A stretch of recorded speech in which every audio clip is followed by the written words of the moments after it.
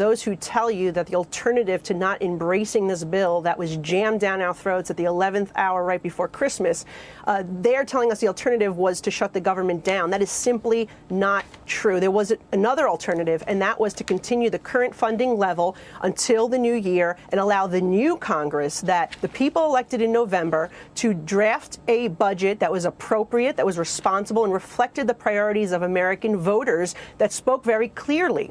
This bill, which increases spending by $119 million, $1 billion rather.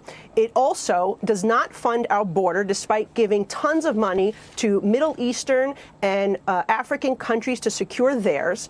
It adds anti-energy policies that will just continue to fuel high energy costs and food costs for the people. It does not reflect the priorities of the American people. It actually adds to the debt, adds to inflation instead of cutting it. So we're going in the wrong direction right now. And all they had to do was allow the House to do its job in the new Congress. There's never been before a lame duck Congress that has tried to jam this type of massive spending bill on the way out the door. Okay, so a lot of things in there you mentioned that you don't like, but there were 9 Republicans, your colleagues, who voted yes. Why do you think they voted yes?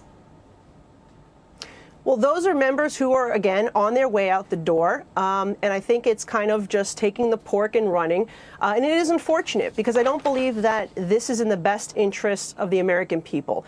Look, we need to get serious about spending in this country. We need to look for areas to cut. If you went through this bill, and I tried, it was 4,100 pages. We tried to do what we could in terms of going through it.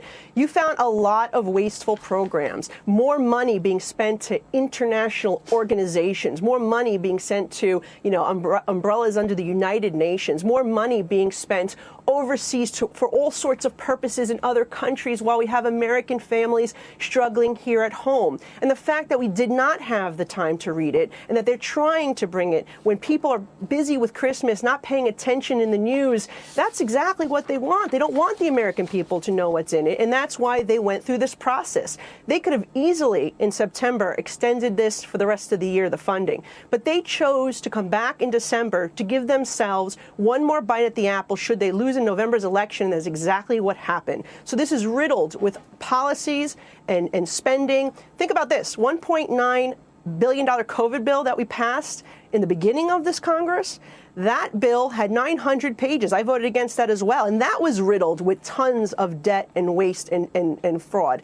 Now, think about this. This bill is 4,100 pages. So what is in here? And that's what we hope to find out. But we shouldn't have to pass this bill to find out what's in it. It's wrong. Yeah.